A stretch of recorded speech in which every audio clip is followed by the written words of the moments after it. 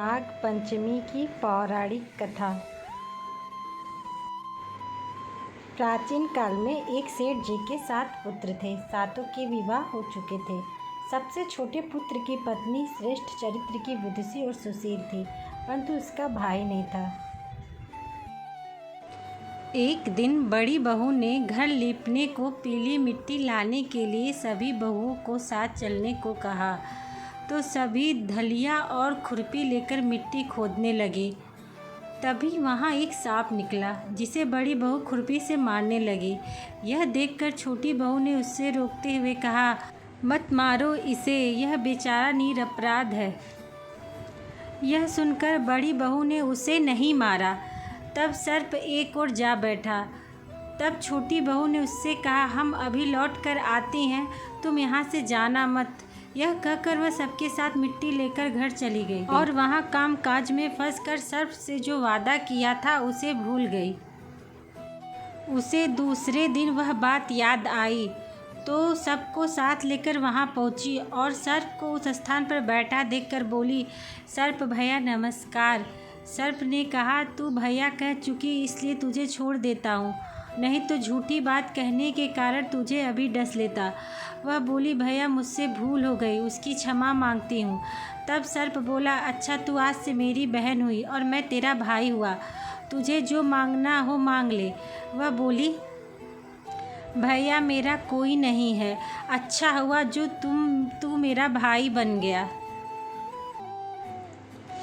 कुछ दिन व्यतीत होने के बाद वह सर्प मनुष्य का रूप रखकर उसके घर आया और बोला कि मेरी बहन को भेज दो।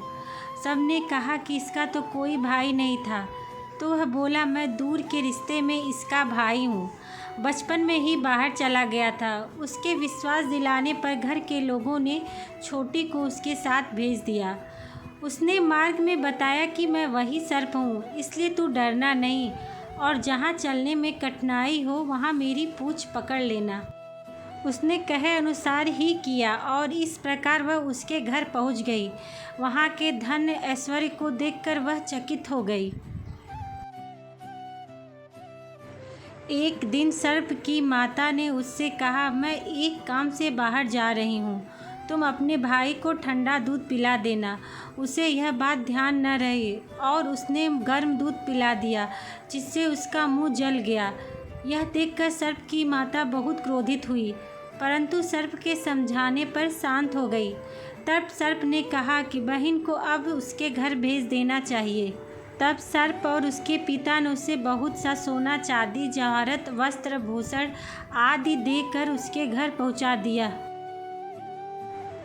इतना ढेर सारा धन देखकर बड़ी बहू ने ईर्ष्या से कहा, भाई तो बड़ा धनवान है, तुझे तो उससे और भी धन लाना चाहिए। सर्प ने यह वचन सुना तो सब वस्तुएं सोने की लाकर दे दी। यह देखकर बड़ी बहू ने कहा, इन्हें झाड़ने की झाड़ू भी सोने की होनी चाहिए। तब सर्प ने झाड़ू भी सोने की लाकर रख दी। सर्प ने छोटी बहू को हीरो मणियों का एक अद्भुत हार दिया था। उसकी प्रशंसा उस देश की रानी ने भी सुनी और वह राजा से बोली कि सेठ की छोटी बहू का हार यहाँ आना चाहिए। राजा ने मंत्री को हुक्म दिया कि उससे वह हार लेकर शीघ्र उपस्थित हो।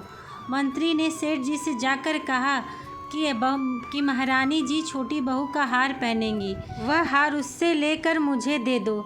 सेठ जी ने डर के कारण छोटी बहू से हार मांग कर दे दिया। छोटी बहू को यह बात बहुत बुरी लगी। उसने अपने सर्प भाई को याद किया और आने पर प्रार्थना की, भैया रानी ने हार मेरा छीन लिया है, तुम कुछ ऐसा करो कि जब वह हार उसके गले में रहे तब तक के लिए सर्प बन जाए और जब वह मुझे लौटा दे तब हीरो और मणियों का हो जाए। सर्प ने ठीक वैसा ही किया। जैसे ही रानी ने हार पहना वैसे ही वह सर्प बन गया। यह देखकर रानी चीख पड़ी और रोने लगी। यह देखकर राजा ने सेठ के पास खबर भेजी कि छोटी बहू को तुरंत भेजो। सेठ जी डर गए कि राजा न जाने क्या करेगा। वे स्वयं छोटी बहू को साथ लेकर उपस्थित हुए। राजा ने छोटी बहू से पूछा, तूने क्या जादू किया है, मैं तुझे दंड दूंगा। छोटी बहू बोली, राजन धृष्टता क्षमा कीजिए, यह हार ही ऐसा है कि मेरे गले में हीरो और मणियों का रहता है और दूसरे के गले में सर्प बन जाता है। यह सुनकर राजा ने वह सर्प बना हार उसे देकर कहा, अभी पहन कर दिखाओ। छोटी बहू ने जैसे ही उसे पहना वैसे ही वह हीरो मणियों का बन गया। यह देखकर राजा को उसकी बात का विश्वास हो गया और उसने प्रसन्न होकर उसे बहुत सी मुद्राएं भी पुरस्कार में दी। छोटी वह अपने हार और उस सहित घर लौट आई। इसके धन को देखकर बड़ी बहू ने ईर्ष्या के कारण उसके पति को सिखाया कि छोटी बहू के पास कहीं से धन आया है। यह सुनकर उसके पति ने अपनी पत्नी को बुलाकर कहा, ठीक ठीक बता कि यह धन तुझे कौन देता है। तब वह सर्प भाई को याद करने लगी। तब उसी समय सर्प ने प्रकट होकर कहा, यदि मेरी धर्म बहन के आचरण पर संदेह प्रकट करेगा तो मैं उसे खा लूँगा। यह सुनकर छोटी बहू का पति बहुत प्रसन्न हुआ और उसने सर्प देवता का बड़ा सत्कार किया। उसी दिन से नाग पंचमी का त्यौहार मनाया जाता है और स्त्रियां सर्प को भाई मानकर उसकी पूजा करती हैं। वीडियो पसंद आए तो लाइक, शेयर और कमेंट ज़रूर करिए।